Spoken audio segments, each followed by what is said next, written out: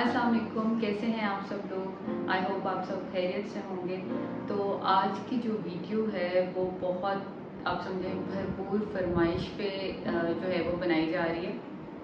काफ़ी क्लाइंट्स ये यूट्यूब के बाद मुझसे मिले हैं और उन्होंने जिस टॉपिक का इजहार किया है कि जिस पे वीडियो बननी चाहिए वो है हस्बैंड वाइफ का रिलेशनशिप। इसी तरह जब मेरे पास ब्राइड्स आती हैं तो वो भी जितनी देर में मैं उनका मेकअप कर रही होती हूँ तो उनका भी यही होता है कि आप हमें इसके ऊपर कुछ बताएं, टिप्स दें।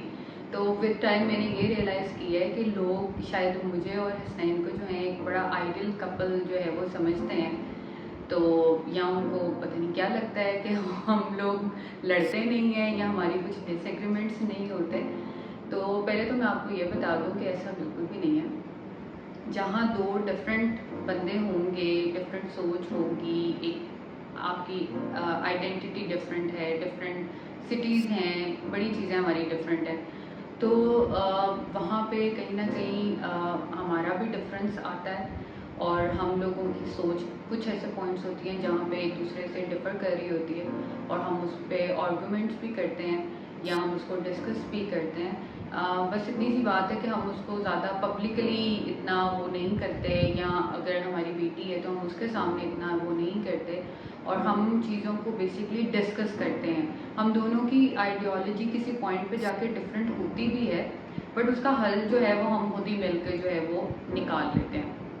तो पहले तो मैं आप लोगों का ये कॉन्सेप्ट क्लियर कर दूं क्योंकि लोगों को लगता है जैसे हम पता नहीं लड़ते भी नहीं या बिल्कुल स्मूथ लाइफ जा रही है। ऐसा कोई कपल है ही नहीं दुनिया में कि जिनकी आपस में जो है वो नोक झोंक ना होती हो, इन शॉर्ट। अच्छा जी, जो मुझे पूरे सिनेरियो से समझ आई है जो चीज़ वो ये है कि शादी है क्या बेसिकली।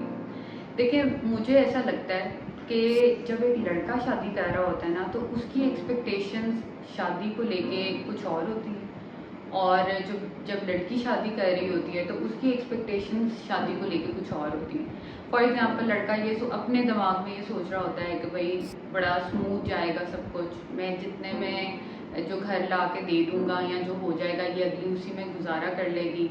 इसी तरह लड़की जब शादी कर रही होती है हमारा सारा जो बचपन है वो तो शाहरुख खान की मूवीज़ देख के गुजरा हुआ है। तो हमें तो यही लगता है कि शादी के बाद दिन रात कोई उठते बैठते आपकी तारीफ़ें करेगा, कोई शॉपिंगों पे जाएंगे आप और पता नहीं क्या क्या होगा। मतलब लड़की एक तरफ ये सोच रही है उसने शॉपिंग ही करनी है और लड़का दूसरी तरफ सोच रहा है मैं जितना कमा के लेकर आऊँगा उसके अंदर गुजारा कर लेगी और मेरा साथ देगी और ये होगा और वो होगा। अब ये वो सोच है जो दोनों के अपने अपने दिमागों में चल रही है। जब ये इंगेजमेंट वाला जो फेज़ होता है ना ये बड़ा एक डिफरेंट फेज़ होता है। इसमें आप सोचते हो कि सब कुछ हो जाएगा, हम कर लेंगे, हम अब जो वादे हो रहे हैं और पता नहीं क्या क्या हो रहा है। प्रॉब्लम आनी शुरू होती है शादी के 1.5-2 साल बाद जब आप साथ रह रहे होते हैं और सिर्फ आप उस बंदे के साथ नहीं रह रहे होते, ऑब्वियसली उसके साथ जो लोग हैं उसके साथ भी रह रहे हैं और उसकी हर चीज़ को समझना और करना वो एक अलग स्टोरी होती है। इंगेजमेंट वाला फेज़ एक डिफरेंट होता है। तो मुझे अगर मैं अपनी कॉमन सेंस यूज़ करूँ तो मुझे ऐसा लगता है, मेरी इस पर इतनी कोई रिसर्च नहीं है बट मुझे अगर मैं कॉमन सेंस अपनी यूज़ करूँ तो मुझे ऐसा लगता है कि जो आपका निकाहनामा होता है बेसिकली वो एक होता है कॉन्ट्रैक्ट पेपर, ठीक है। और ये भी मुझे इसलिए लगता है क्योंकि जब मैं ये काम में आई हूँ तो हम लोग भी अपने वर्कर्स के साथ जो है वो कॉन्ट्रैक्ट जो है वो साइन कर रहे होते हैं। हमारे इधर सुन्नत भी है कि जब भी आप अपने किसी मुसलमान भाई के साथ काम कर रहे हो या कोई भी चीज़ कर रहे हो तो उसको रिटन फॉर्म में आपको कर लेना चाहिए क्योंकि अगला बंदा कुछ और सोच रहा होता है, आप कुछ और सोच रहे होते हो और इन दी एंड क्या होता है कि बहुत बुरी लड़ाई हो जाती है। तो मुझे ऐसा लगता है वो जो हमारा निकाहनामा होता है जिसको हम खाली छोड़ देते हैं बहुत जगहों पे, बड़ी मुश्किल उर्दू होती है, मुझे नहीं पता उस पर क्या लिखा होता है बट मैं अगर अपनी कॉमन सेंस इस्तेमाल करूँ तो मुझे ऐसा लगता है कि उसके अंदर कुछ ऐसी चीज़ें होती हैं जहाँ पे आप बड़ा क्लियरली कुछ चीज़ों को आप मतलब क्लेरिफाई कर सकते हैं। फॉर एग्ज़ाम्पल अगर आप ये सोच रहे हैं, अगर लड़का है तो लड़का इसमें बड़ा क्लियर उसमें कर सकता है कि भाई जो मैं अर्न करूँगा उसके अंदर ही लड़की को गुजारा करना है, ठीक है। और जितनी मेरी इनकम होगी वो उसको उसके अंदर ही रहना है। इसी तरह आप कुछ हाउस होल्ड की जो है वो चीज़ें, लड़का क्या एक्सपेक्ट कर रहा है लड़की से कि उसने घर के काम करने हैं कि नहीं करने, या कोई उनकी म्यूचुअल अंडरस्टैंडिंग है कि हम कोई और रख लेंगे। इसी तरह लड़की को वो काम करने की इजाज़त बाद में देगा कि नहीं देगा। ये कुछ चीज़ें आपकी ना, उसको अगर हम एज अ कॉन्ट्रैक्ट पेपर देखें तो मुझे लगता है उसके अंदर आप इन चीज़ों को कर सकते हैं। इसी तरह लड़की भी अपनी कुछ चीज़ें हैं वो उसमें क्लियर जो है वो लिखवा सकती है कि भाई मैं शादी के बाद काम करना चाहती हूँ, या मेरी इनकम ये होनी चाहिए, या मैं अगर शादी के बाद अर्न करूँगी तो वो सिर्फ मेरी पर्सनल इनकम होगी। आप इस माइंडसेट से ना मेरे से शादी करें कि अगर मैं बहुत कमा रही हूँ तो शादी के बाद मैंने आपके साथ मिलकर घर चलाना है। मतलब ये कुछ चीज़ें हैं जिन पर मुझे लगता है बाद में लड़ाइयाँ इन्हीं बातों पर ही होती हैं। तो आप शादी से पहले ही आपस में एक कॉन्ट्रैक्ट वो होता है, आप वो उसको कर सकते हैं साइन। अब मेरा हरगिज़ ये मतलब नहीं है कि जो चीज़ उसमें लिखी गई है वो लफ्ज़ बाय लफ्ज़ आपने पूरी करनी है। इसकी मैं आपको एग्जांपल इस तरह से देती हूँ। देखिए, जब हम अपने वर्कर्स के साथ कॉन्ट्रैक्ट करते हैं साइन, मैं आपको एग्जांपल दूंगी। तो अगर हमने उसमें लिखा जी आपको एक्सेट्रा इस डेट को आपको पे मिलेगी, फॉर एग्जांपल हमने उसमें क्लियर लिख दिया, ठीक है, और आपके जी आपका ड्यूटी आवर्स ये हैं, या आपकी ये चीज़ ऐसी है, या छुट्टी आपको सिर्फ जी इस दिन मिलेगी या ये नहीं होगा। तो जब आप दोनों पार्टीज मिलके चल रहे होते हैं, आप काम कर रहे होते हैं, आप एक दूसरे को जानना शुरू हो जाते हैं, ठीक है। तो अब अगर मेरी किसी वर्कर को सैलरी उस डेट से पहले चाहिए तो उनको सैलरी पहले दे दी जाती है, या अगर उनको कोई एडवांस चाहिए तो वो उनको पहले दे दिया जाता है। मेरा बताने का मकसद ये है कि अगर कॉन्ट्रैक्ट में आपने कोई चीज़ लिख दी है, अगर आपके निकाहनामे में आपकी कोई म्यूचुअल अंडरस्टैंडिंग के साथ आपने कोई चीज़ लिखी है, तो उसका हरगिज़ मतलब नहीं है कि वो लफ्ज़ बाय लफ्ज़ पूरा हो। हाँ, इसका मकसद बेसिकली ये है कि अगला बंदा आपके सेक्रीफाइस को, या आपने उसको कोई फेवर दी है, वो उसको सेक्रीफाइस समझे, वो उसके लिए थैंकफुल हो। मतलब अगर मैं अपने किसी एम्प्लॉय को एडवांस दे रही हूँ या मैं उसको सैलरी पहले दे रही हूँ, तो उसको पता है कि भाई ये मुझे मिलनी अभी नहीं बनती थी लेकिन मुझे दे दी गई है, तो वो थैंकफुल होती है उस चीज़ की।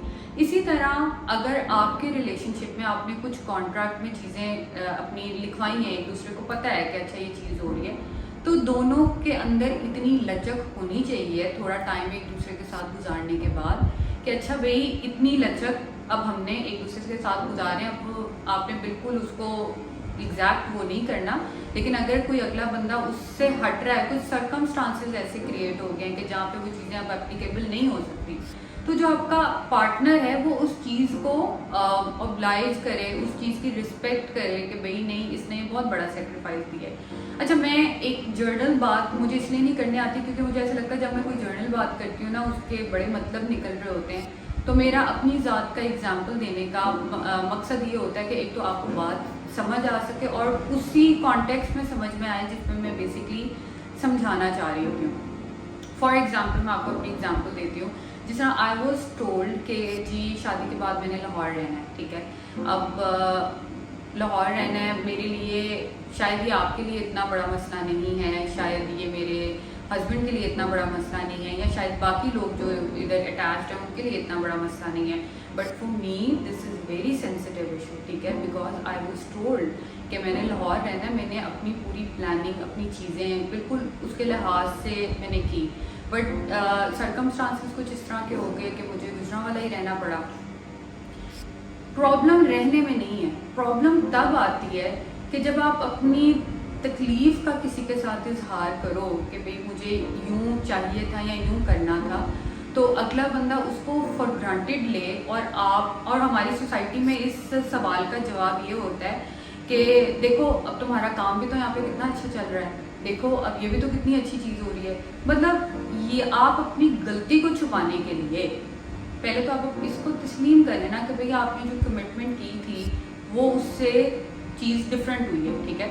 तो जब आप अपनी गलती को एक्सेप्ट करने के बजाय आप अगले पे ही ये चीज़ डालो कि देखो तुम्हारा काम इतना अच्छा चल रहा है, अगर आप लाहौर होती तो ये ऐसा ना होता, ये वैसा ना होता, उससे पता क्या होता है, उससे ये होता है कि जिस बंदे ने सेक्रीफाइस किया होता है ना, वो बहुत हर्ट होता है। वो बहुत हर्ट होता है, वो इसलिए होता है कि यार मेरे से पूछ के देखो तो मुझे ऐसा लगता है शायद मैंने लाहौर में भी इतनी मेहनत करती तो मैं कर लेती। कहने का मकसद ये है कि जब तक ये मेरे साथ ऐसा होता था ना इर्द गिर्द रवैया, आप समझें कि कोई रिलेटिव्स हो गए या कोई क्लाइंट्स हो गए कि देखें आपका तो यूँ है, तो एक तरह का ना मेरे अंदर एक एंजाइटी, या आप समझो जैसे एक बंदे की रूह भटक रही होती है ना, उसको सुकून नहीं मिल रहा। क्यों? क्योंकि उसको आगे से वो जवाब नहीं मिल रहा कि नहीं, हाँ गलती है, ऐसा नहीं, ऐसा होना चाहिए था। तो आप बहुत एग्रेसिव होते हो, आप ऐसा लगता है कि लोग आपके इर्द गिर्द बहुत अनथैंकफुल हैं इस चीज़ के लिए। तो फिर क्या हुआ कि जब मेरे हस्बैंड ने बेसिकली क्या कहते हैं, जब उन्होंने अपने इर्द गिर्द देखा कि अच्छा बच्चियां इस हद तक डिसीजन लेती हैं, फॉर एग्जांपल मैं नाम नहीं लूँगी, I don't want to name और shame anyone, but I think आप लोग समझ ही जाएंगे कि मैं किस कॉन्टेक्स्ट में बात कर रही हूँ। कि जब उन्होंने देखा कि अच्छा जी फलाना रिश्ता आया है, तो अगले लड़की की डिमांड है कि जी मैंने सऊदी अरब नहीं जाना और मैं अबाया नहीं पहन सकती और ये नहीं कर सकती, तो देन ही रियलाइज्ड कि अच्छा ये लड़कियों को इश्यूज होते हैं। तो अगर ये मुझे ये कह रही है कि मैं इधर आके रह रही हूँ और मुझे मेरे मतलब वहाँ का मेरा पूरा फोकस, मेरा पूरा प्लान, मैंने अपना पूरा करियर, अपनी बड़ी चीज़ें मैंने वहाँ के लिए जो है वो सेक्रीफाइस की हैं, तो बाकियों का तो नहीं, बट अब उनका मेरे साथ ये होता है कि नहीं, यू आर राइट, और ये हमारी साइड से ये मतलब कमिटमेंट्स नहीं पूरी हुई। और उस चीज़ ने इवेंचुअली क्या करना शुरू कर दिया, मुझे हील करना शुरू कर दिया है, थोड़ा सुकून आ जाता है, कभी कभी फिर भी ट्रिगर हो जाती हूँ और वो हो जाता है। और हमारी सोसाइटी में आप अपनी गलती को एक्सेप्ट नहीं करते। आप जो समझाने वाले लोग होते हैं ना, वो ये बातें करते हैं कि भाई जहाँ पे लड़के ने रहना है वहीं पे तो लड़की ने रहना है, अब हम भी तो ये छोड़ के आए हैं, हम भी तो वो छोड़ के आए हैं। तो अब भाई आप गलती एक्सेप्ट करें, आपका जहाँ है आप अगले को सुकून दें, और इससे बड़ा रिलेशनशिप्स में जो होता है वो फ़र्क पड़ता है। तो ये मैं बात कर रही हूँ, ये सिर्फ लाहौर और गुजरांवाला की बात नहीं है। अब कल को शुरू हो जाएंगी आपने गुजरांवाला क्यों नहीं रहना था, ये अगर मुझे वो अमेरिका भी उठा के ले जाते तो तब भी मेरा सेम स्टांस ही होना था। बात इसमें आपने समझनी ये है कि देखिए कुछ लोग होते हैं सिंगल पेरेंट्स होते हैं, ठीक है, आप कई लोगों का नहीं होता दिल के, मतलब मेरी माँ अकेली रहती है तो मैं जी उसी शहर में रहना चाहती हूँ, तो आप उस बंदे को उठा के बाहर के मुल्क ले जाओ, ये रैंडमली उसने अपना माइंड सेट किया हुआ है कि मैंने इसी शहर में रहना है, या आप उसको दूसरे शहर उठा के लेके चले जाओ, तो अगला बंदा थोड़ा डिस्टर्ब होता है। तो इस जो मैं बात कर रही हूँ ना, उसमें से आपने मेन पॉइंट उठाना है, गलत पॉइंट्स नहीं आप लोगों ने उठाने। तो सेकंड चीज़ जिस पे ज़्यादा लोगों की लड़ाइयाँ होती हैं वो होती हैं फाइनेंशियल टर्म्स, ठीक है। देखिए हमारी सोसाइटी में ना बाप की प्रॉपर्टी देख के शादियाँ की जाती हैं, लड़का कितना काबिल है, क्या कमाता है, क्या है, उन चीज़ों पे नहीं होता। ये हमारी सोसाइटी का अलमिया है, ये लड़की की साइड से भी गलती होती है और ये लड़के की भी उधर से साइड से गलती होती है कि वो अगले के सामने रखते ही यही है कि जी जब हमारी ये चीज़ें हैं तो हमारे बेटे को तो इतना नहीं वो करने की ज़रूरत। तो कहने का मतलब ये है कि ये चीज़ें आपकी पहले क्लियर होनी चाहिए कि आपने लुक अप टू किधर करना है। आपने अपनी फाइनेंशियल रिक्वायरमेंट के लिए आपका हस्बैंड जो कमा रहा है उधर ही आपने रहना है, या अगर आपको शादी ये दिखा के की जा रही है कि जी हमारा ये चीज़ है या फलानी चीज़ है, तो वो अगले की होप्स फिर उन चीज़ों के साथ होती है।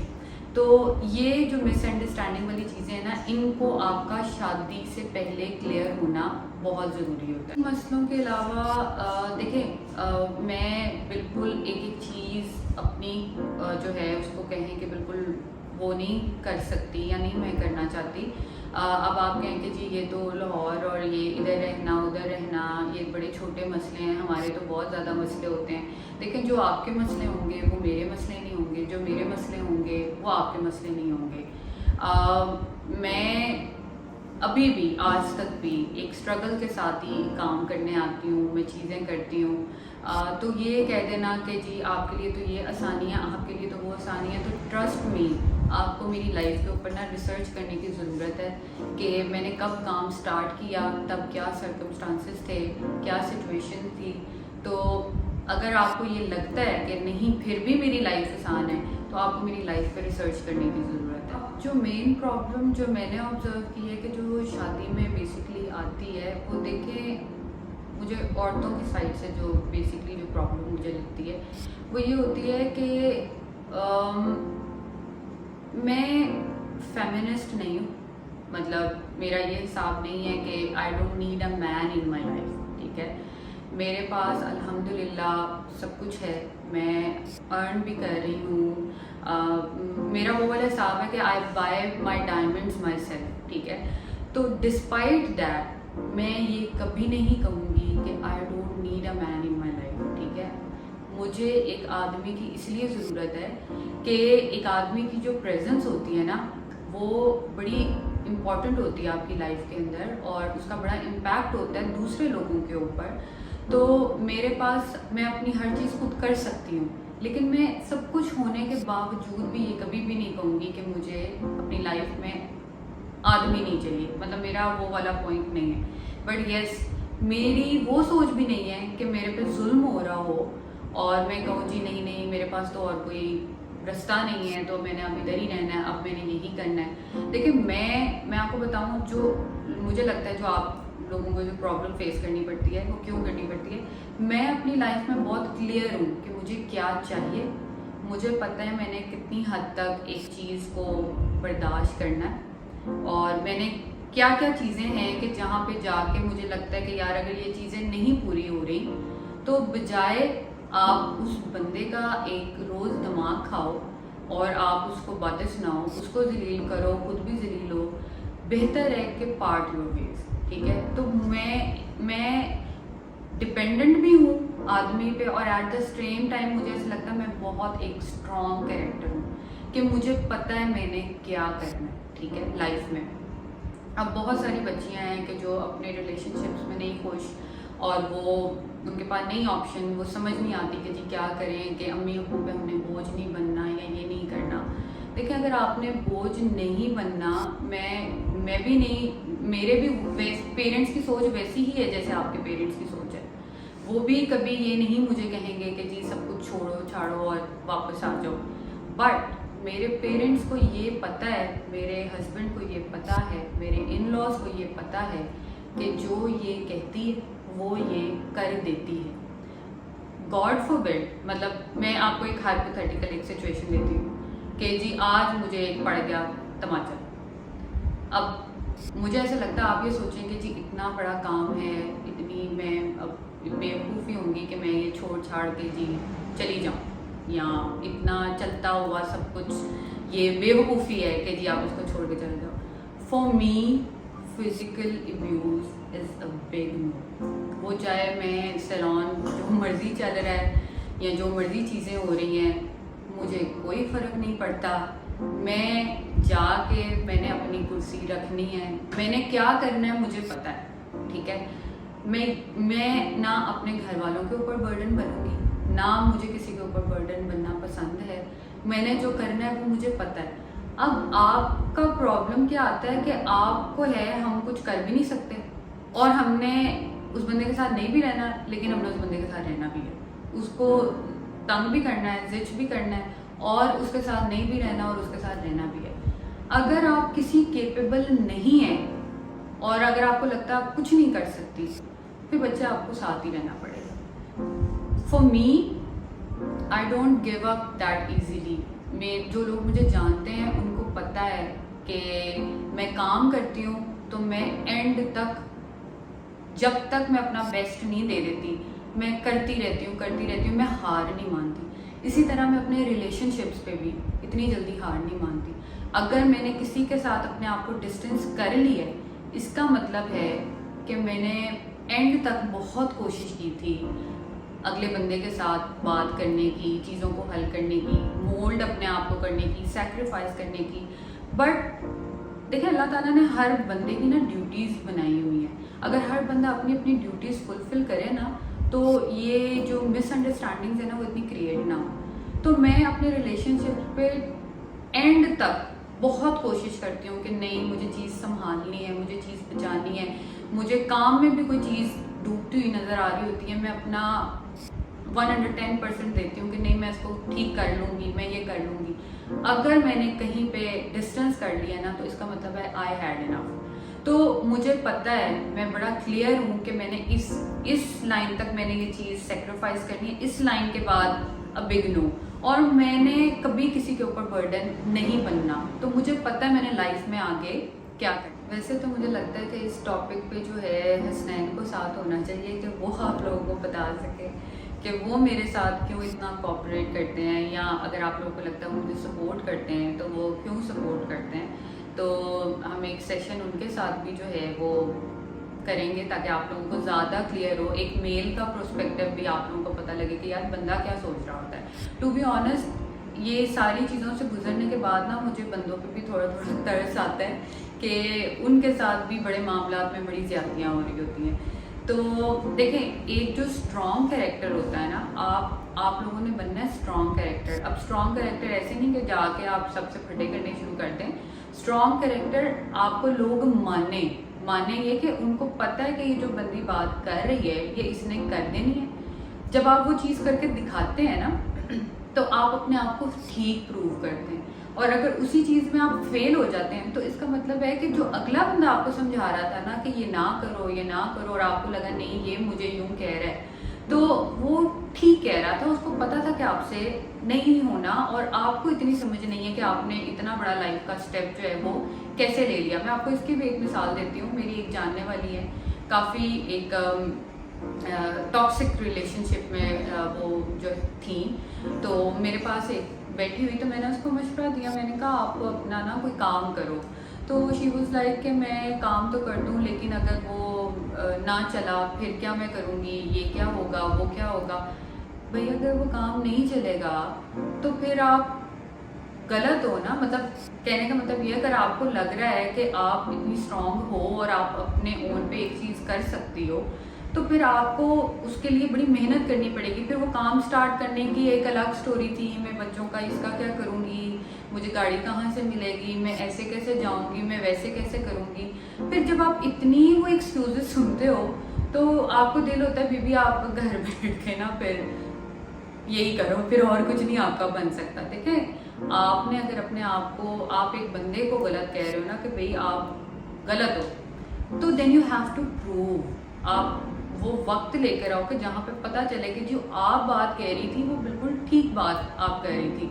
टू बी ऑनेस्ट, ये मैंने वीडियोस बनानी शुरू की है ना, कुछ ऐसे केसेस हैं जिसमें मुझे क्लाइंट्स ये भी कहते हैं कि आपका तो ये अच्छा है, आपका तो वो अच्छा है। वहाँ पे मुझे ऐसा लगता है कि यार जो बंदा लाइफ में एक्सक्यूज़ेस के ऊपर चल रहा होता है ना, वो कभी ज़िंदगी में कामयाब नहीं हो सकता। ये सारे एक्सक्यूज़ेस हैं।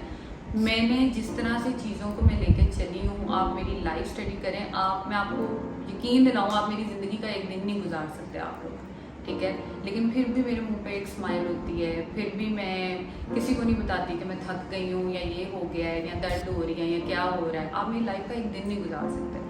तो कहने का मकसद ये है कि जब आप अपने आप को प्रूव करते हैं ना, तो फिर ही आपकी बात की वैल्यू होती है। आप कहें कि हमने कुछ करना भी नहीं है और हमारी बात सुनी जाए, इस तरह कहीं पे भी आपकी सुनवाई जो है वो नहीं होनी। देखिए, मैं आपके सामने बिल्कुल फिट फाट बैठी हुई हूँ। मेरी एक साइकेट्रिस्ट भी है, मेरी फिजिशियन भी है जो मेरी फ़िज़िकल हेल्थ का भी ख्याल रख रही होती हैं, मेरी ट्रेनर भी है जो मुझे आजकल एक्सरसाइज करा रही है क्योंकि मेरी बॉडी में वो सकत नहीं है। मैं जिस डॉक्टर जिसके साथ में मिली हूँ ना, अल्हम्दुलिल्लाह हर एक बंदे ने मुझे ये बात बोली है, मैम आपकी विल पावर बहुत ज़्यादा है। आपको मैं बज़ाहिर ठीक लग रही हूँ लेकिन मेरे क्या क्या फ़िज़िकल इश्यूज़ हैं वो किसी को नहीं पता। उसके साथ में ये चीज़ें कैसे मैनेज कर रही हूँ, कहाँ कौन कौन सी मैंने ज़िंदगी में लड़ाइयाँ लड़ी हैं, उनको लड़ के मैं कैसे आगे आई हूँ, मेरे हुलिये को देख के आप नहीं बता सकते। तो इंसान ने अपनी रिस्पेक्ट खुद करवानी होती है, अपनी चीज़ों को खुद उसने लेके चलना होता है। और आपने बेसिकली आपने ये डिसाइड करना है कि आप ज़िंदगी से चाहते क्या हैं। ये जो आप कंफ्यूज है ना, रहना ना रहना के बीच वाली जो चीज़ है, आप इस चीज़ में क्लियर हो कि भाई कहाँ तक आई हैव टू बेयर और कहाँ तक मैंने नहीं करना, और भाई उसके बाद मैंने किसी पे बर्डन भी नहीं बनना। आई होप इस वीडियो से आपको कुछ फ़ायदा होगा और इस पे आपने मुझे फीडबैक भी ज़रूर देना है। ये बहुत वास्ट टॉपिक है, इसमें मैं अभी मेरे पास इतना टाइम नहीं है, हमने इसको कवर करना होता है टाइमली, इतनी लंबी वीडियो हम लेके नहीं जा सकते। बट जो मेन उसकी स्टोरी है ना, वो मैंने आपको बता दी है। तो अब हमारी जब शादियां हुई हैं, हमने तो कॉन्ट्रैक्ट पेपर्स पे क्लैरिटी नहीं की कि जी किधर रहना है, क्या करना है। तो मैं आने जिन बच्चियों की अब शादियां होनी हैं, वो इस चीज़ पे जो है वो फ़िक्र कर सकती हैं, गौर कर सकती हैं। और जिनकी शादियां हो चुकी हुई हैं हमारी तरह, तो उस पर आप बैठ के सोचें, डिस्कस करें चीज़ों को और इसका हल निकालें। देखिए, सबसे पहले होती है सेल्फ़ रिस्पेक्ट। आपने अपनी सेल्फ़ रिस्पेक्ट को वो नहीं होने देना, आपने उसको मेंटेन करते हुए आपने अपने आप को भी मोल्ड करना है, सामने वाले को भी समझना है, उसको समझाना भी है और फिर आपने इस रिलेशनशिप को साथ लेके जाना है। मुझे इजाज़त दीजिए। अमाइमा हसनैन साइनिंग आउट। अल्लाह हाफ़िज़।